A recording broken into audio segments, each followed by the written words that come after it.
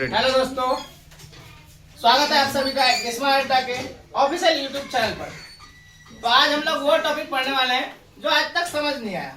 तो आज इस बात को हम लोग क्लियर कर लेंगे, गुणनखंड आज खत्म कर देंगे। मतलब चले चलते हैं गुणनखंड में। गुणनखंड फैक्टराइजेशन, इंग्लिश में फैक्टराइजेशन होता है, हिंदी में पढ़ाते हम लोग।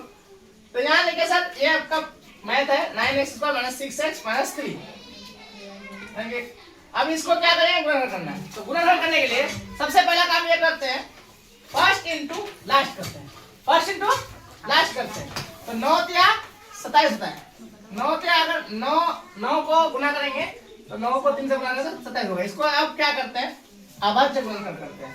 तो ये 27 3 से चलेगा सर, 9 या यानी कि 3 9 27, फिर 3 से चलेगा, 9 है तो 3 से चलेगा, 3 3 9। ये हो गया आपका 3 हो गया। तो अब इसको क्या करते हैं सर, ऐसा जोड़ घटा करेंगे, ऐसा जोड़ा मिलाएंगे जिसको जोड़ घटा करके ये -6x आना चाहिए। इसको जैसे भी करना है, जोड़ घटा करके इसको आना चाहिए -6x।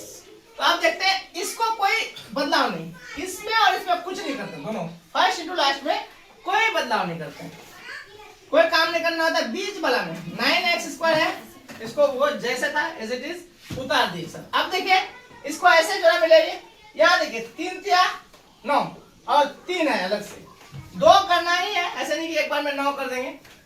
अगर यहाँ पे -9x दिखाया जाए और ये प्लस में अगर 3x जोड़ दिया जाए, प्लस 3x जोड़ दिया जाए, और ये जो है आपको पहले बताया गया था फर्स्ट और लास्ट को कोई बदलाव नहीं होता, तो लास्ट वाला कोई बदलाव नहीं होगा। अब देखिए यहाँ इसको अगर ऐसे जोड़ेंगे घटाएंगे, -9x से +3x जाएगा, तो इसका नियम है कि घटाने में घटाते हैं और बड़ा वाला का जो साइन बचता है वही यहाँ बचता है। तो बड़ा वाला का साइन क्या है, -9 है, 9 बड़ा है, 9 और 3 में से 9 बड़ा है, तो 9 का साइन क्या है, माइनस है। तो यहाँ घट करके -6x बचेगा। क्या बचेगा, -6x। अब यहाँ दोनों में देखते हैं कुछ कॉमन है सर। क्या क्या कॉमन है, 9 है गुना x है गुना x है। इस x² का मतलब x गुना x, और अगर x क्यूब रहेगा तो उसका मतलब x गुना x गुना x, 3 बार x। तो यहाँ पे देखिए 9 गुना x है यहाँ पे।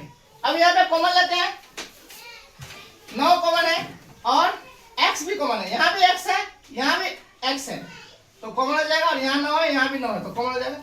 यहाँ पे बचा 9x, 9 तो बाहर ले लिए, 2x 2x था, मतलब x गुना x था, तो 1x बाहर ली दिए, तो 1x बच गया।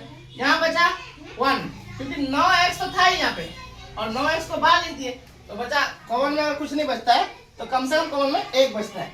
अब यहाँ पे लेते हैं सर, ये जो बचा यहाँ पे यही, और यहाँ पे एक बात ध्यान रखिएगा, सबसे बड़ी बात है, इस लाइन में चाहे जितना माइनस हो, इसमें 2 माइनस होगा, कहीं भी 2 ही माइनस होगा, 3 माइनस नहीं होगा। तो देखिए यहाँ पे एक माइनस है, तो इसको तो ऐसे उतारना आपको बताया था, तो वैसे ही उतारेंगे।